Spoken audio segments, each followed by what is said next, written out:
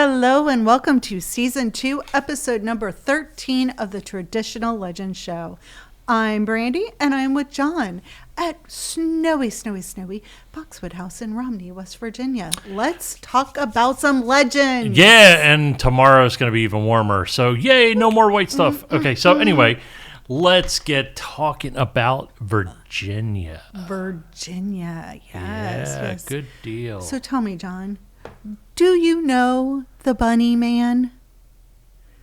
That's some psychotic stuff. And I remember the old, clowns back in the day. Okay, look, you can't even say back in the day because that was just 2016. Yeah. It was less than 10 years ago. 8 years ago. Can you believe that?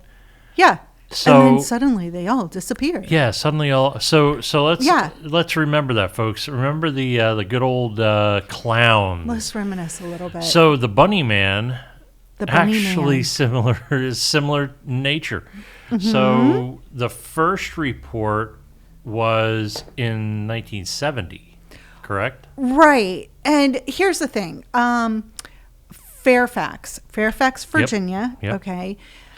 Right now, the legend is there's this serial killer dressed in a bunny costume, and he lives below what they call the Bunny Man Bridge off of Colchester Road.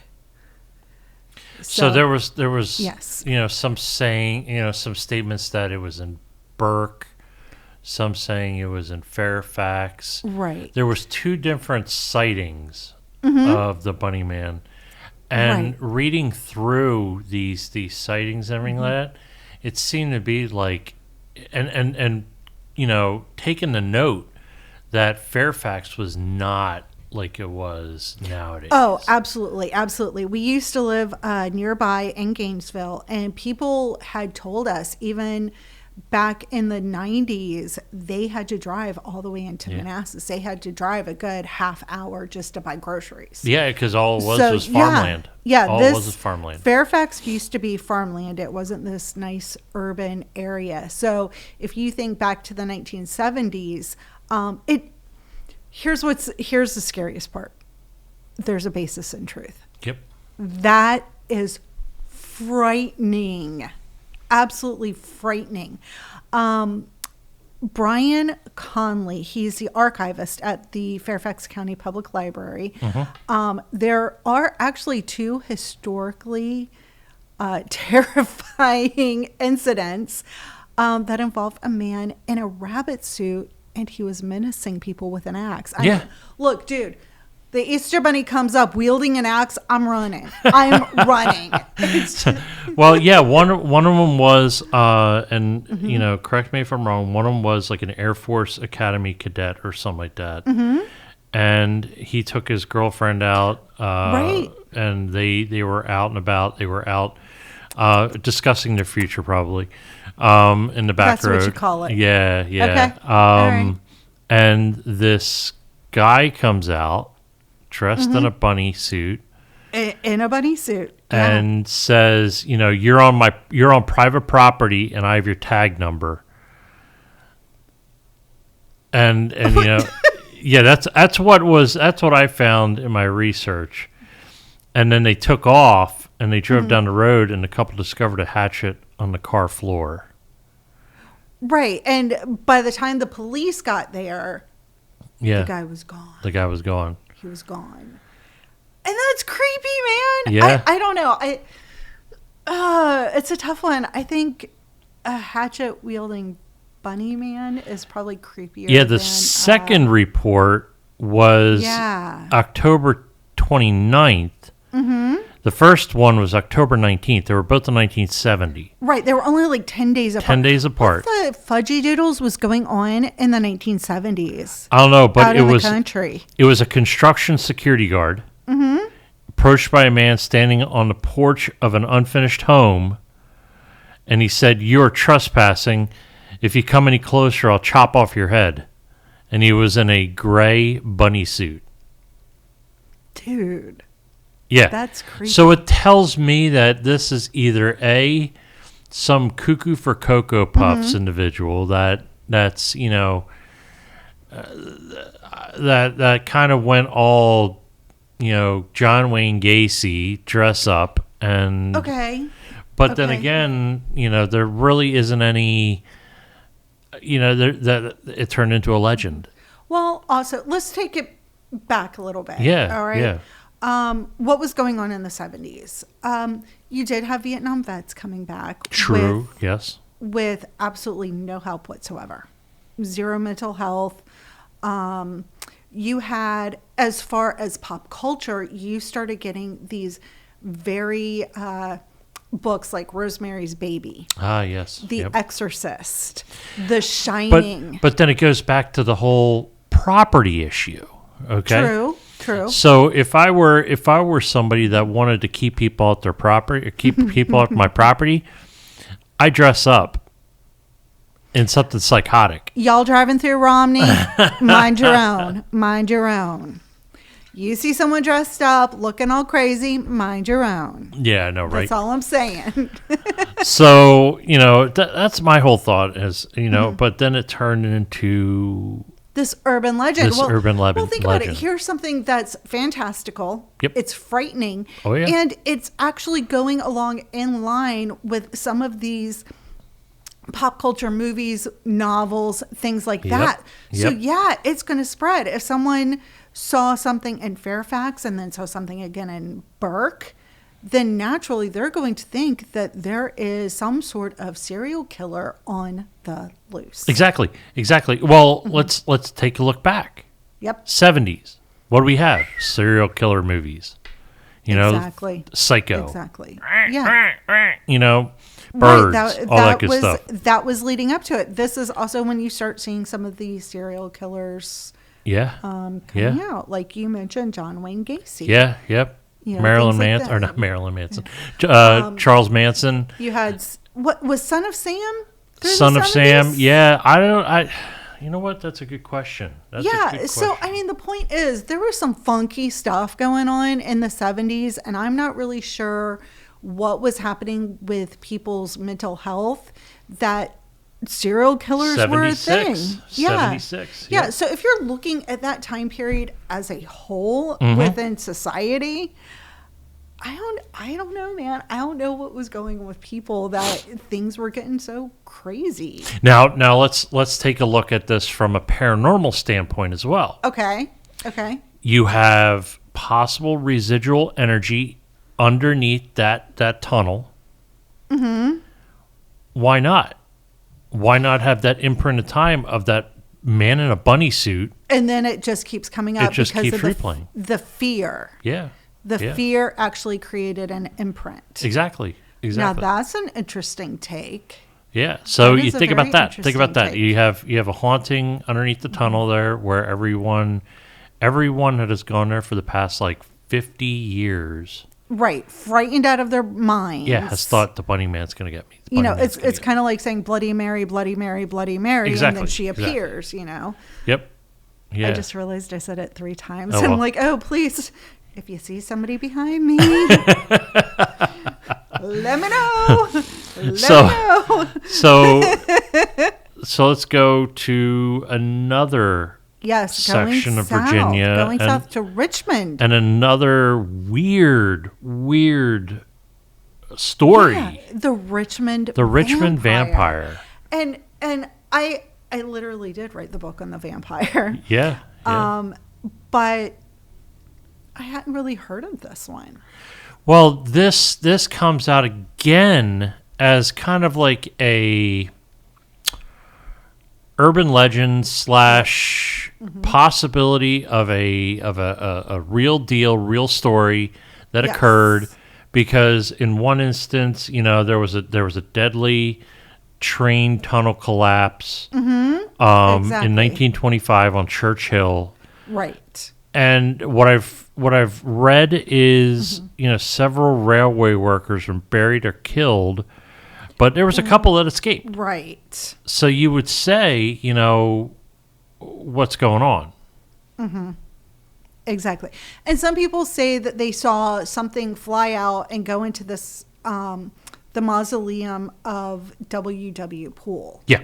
Yep. In Hollywood Cemetery in Richmond.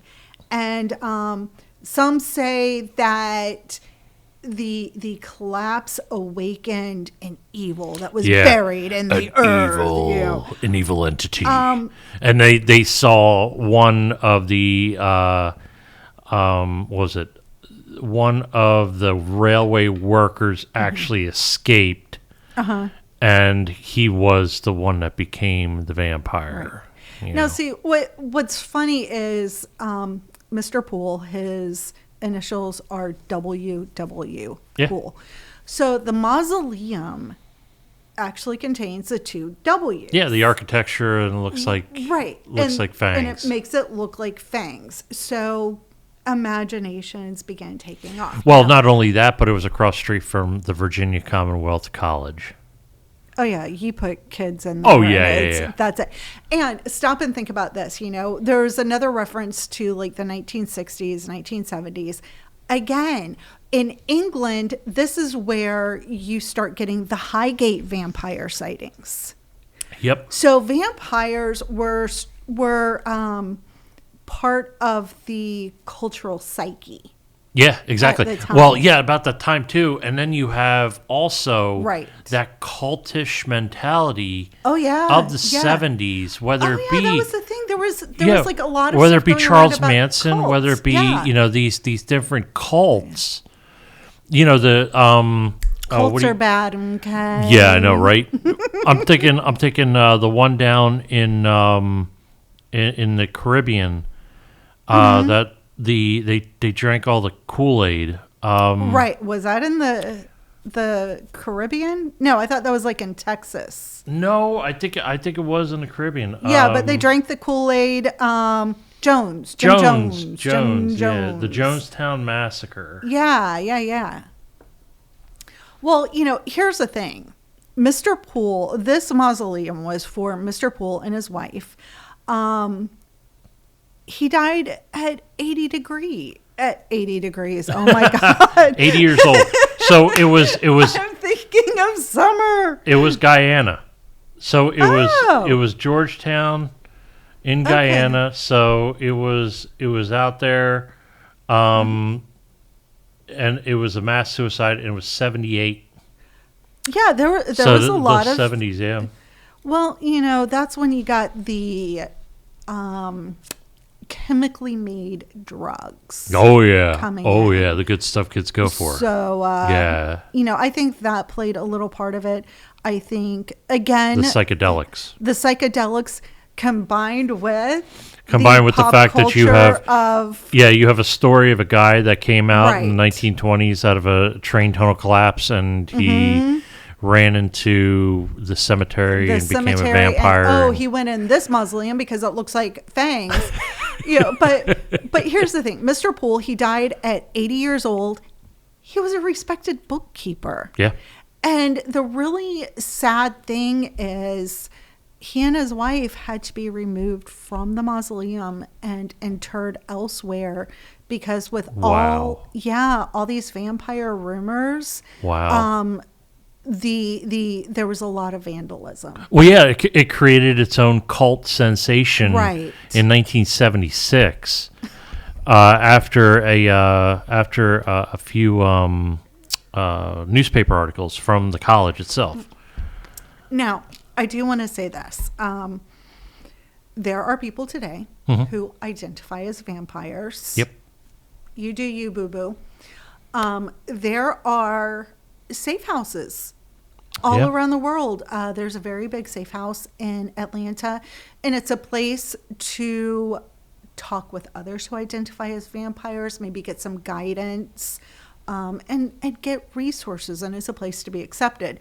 So please, if this is your lifestyle, please seek out one of these refuges as opposed to a cemetery and vandalizing graves of purported vampires. Definitely. So, the architecture of the tombs also, it says, have Masonic and ancient Egyptian elements to it, which even doubles the urban legend myths and all that. And here's the thing. He died, in the 1920s? Yeah. It doesn't surprise me that it had such emblems and icons on it, because that was the Art Deco age. That's what they did. So did you find any other sightings or encounters in the earlier, and right about now? And no, I couldn't find anything. And I don't know, maybe the allure has worn off. Maybe, yeah.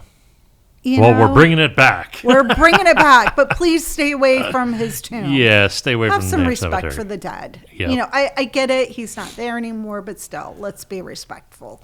So yeah, that's a really interesting story, and that goes to the whole thing of you had something that happened back in the 20s, and in 50 years, it turned into an urban legend. Exactly. It turned into something that, for generations, you have college kids that go there and, don't go down to, Church Hill because the vampire might get you. I think, too, in more modern times, you know what college kids are doing? Oh, yeah. Yep. It is what it is. It's part of our times, Y'all are watching us on YouTube, so. Yeah, buddy. So let's talk about something that is Highway to Hell. I'm not a singer. It actually when I read through it, it was interesting because I don't know if you got all 7 of the gates. I did not. Now let's back up. So there is apparently a Route 666. Yeah, in Bedford County, Virginia. Going through Virginia. And the thing is, most people, the common idea is no one really knows exactly where it is. Exactly. But I did find it. But did you? Yes, okay. I did. So there's supposedly a location in Bedford County that regardless, it seems that no one can get past the 5th gate of 7 gates. Right. There's supposed to be 7 iron gates along the road. 7 iron gates, yep, that go through and end up at a property. Right. In Bedford County, Virginia. But others put it in Franklin County. So. And this is, okay. So this is where it gets fun. There is a State Route 666. Okay. Or was. So what has happened as urbanization has taken off, the roads have been renamed, they have been chopped up. So if you think about the east coast of the United States, you have Highway 17. Yeah, 17 goes all the way down. But 17 goes into 95, it goes into this. Down in Myrtle Beach, it's also called Kings Highway, so on and so forth. Okay, so there is a State Route 666. But today, it's known as different roads, routes. Yeah, because as you turn in, it becomes more. It becomes the other roads. In Bedford County, State Road 646 or Gladden Circle goes through Elkton Farm Road, which is US 221 and Forest Road. Okay, so that's part of the original Route 666. Franklin County, it goes from State Road 122 or Booker T. Washington Highway through Merriam Way Road and ends in a dead end. Okay. Now, I found something that I thought was really, really interesting and may or may not play a part in this legend. So, in the early 20th century during Prohibition, Franklin County was named the moonshine capital of the world. Of course. So moonshine production and bootlegging, that drove the economy. So as of the year 2000, the local Chamber of Commerce adopted the title as a heritage identification for the area. And moonshine's still being being made. So according to historians, they estimate that in the 1920s, 99 out of every 100 Franklin County residents were some way, shape, or form involved in illegal liquor trade. And folks, just to let you know where Bedford County is in Virginia, it's right outside Roanoke. So it's like right along the 81 corridor. Well, even Franklin, it's right there by North Carolina. So think about this. Yep. All right. Even down there with Tennessee and right in that little area. Now, what's interesting here in Franklin County during the 20s, they even became involved with bootleggers from Chicago and other major cities. On top of that, law enforcement officers were even part of the equation. Of course they were. Helping kill off the competition. Yep. Now, let's stop and think about this. What better way to scare people away from your moonshine than the skills, 7 gates of hell? The 7 gates of hell, Route 666, which goes all the way through Virginia, probably down into North Carolina. Well, I was able to find a Tumblr blog. I don't know how, take this with a grain of salt, okay? But it says, for many years, the high school kids in Chester County have talked about a place called the Gates of Hell. As legend would have it, the name refers to a very large, supposedly blood-red, cast iron gates at the entrance of an old secluded mansion. Currently, one cannot see the gates from the road as they are in the middle of a long driveway with a chain link fence guards the entrance to the driveway. The yard is overgrown with grass, and the height of the is about 3 feet. One young lady knew years ago claimed that friends of hers went to the house and peered in the windows. She said that they could see shadowy shapes moving within. More recently, like 1 month ago, and this was I don't know off the top of my. You're sounding like Tina Belcher now. Right. I don't know, but this is pretty wild. I don't know when it was. Let's just say recently. Yeah, just recently. I mean, come on. This was what? A Tumblr post? Tumblr, probably within the last 10 years. Okay, so let's see. 1 month ago, one of my wife's young coworkers went to see the house with a group of college-age friends. They climbed the chain link fence, walked over to the high grass, which often covered the driveway, and looked into the house. Amazingly, candles and lanterns were lit throughout the house, dimly showing antique furniture covering with tarps and sheets. This sounds like a spooky story here. I'm even thinking vampires again. Right. Here we go. Also, there was an epitaph detailing the birth of and death dates of a girl named Molly.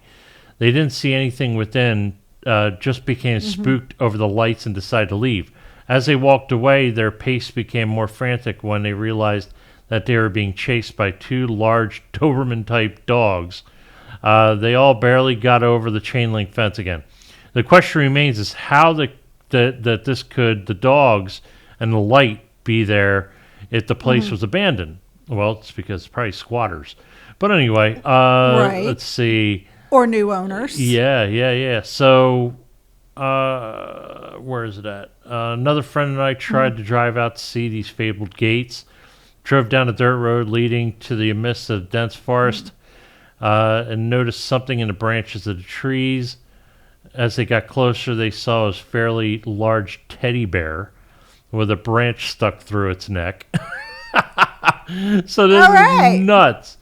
Okay. But here, wait, stop right there. Here we go again. Like Bunny Man, how are you going to keep people off your property? Let's go crazy. Yep. Let's get nuts. Yeah. So you got Prince going in your head? So that's, the 7 gates of hell. No one has ever been through the 5th gate, supposedly.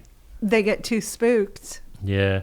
But also, I've read that another deterrent is a farmer with a shotgun at the end of... Yes, I read that. Maybe he's dressed in a bunny costume. Who knows? Exactly. Who knows? Exactly. Yeah. So Virginia. Virginia's turning out to be just as wild and weird as Wild West Virginia. And woolly. Virginia, wild and weird, because clearly this does not say that Virginia's for lovers. I'm telling you. I'm just putting that out there. But how far is Chester County from? I think Chester County is right next door to it. And it's all right there along the Virginia, North Carolina border. Yep. See, and the closer we get down to the Carolinas, the more my southern accent starts coming out. Down to the North Carolina. Oh, Chester County, or Chesterfield County, Virginia? No, that ain't it. That is weird. Who knows? Maybe it's one of these very, very small counties that got absorbed into another county. Yeah. But this may be something else. Or could be. Yeah. This may be, because I saw somewhere in there, York, Pennsylvania, somewhere in Illinois. So Well, there may it be seems like there's different places with different gates of hell. Yeah.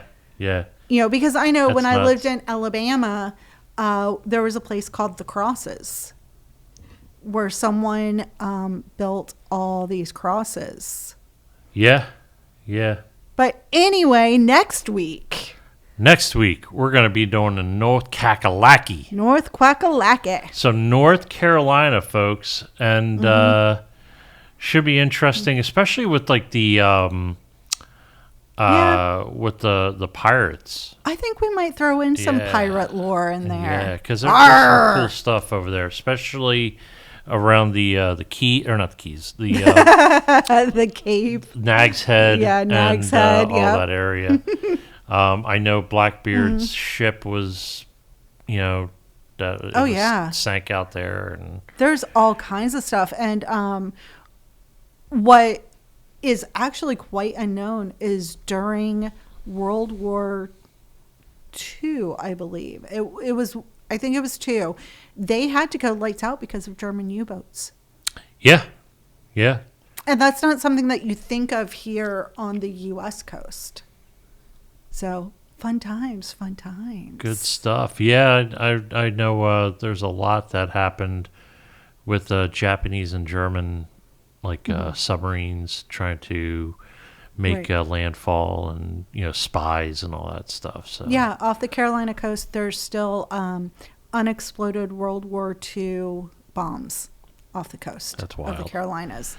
Think about that next time then. you go to Myrtle Beach. Yeah, I know, right? Hey, ding, ding, ding. What's this? All right, folks. So, as always, please remember to rate, review, subscribe to, or follow this podcast on Apple, Spotify, YouTube, or wherever you get your podcasts. And also, if you do have any suggestions or, anything that would, questions, anything like that, please feel free to make a comment.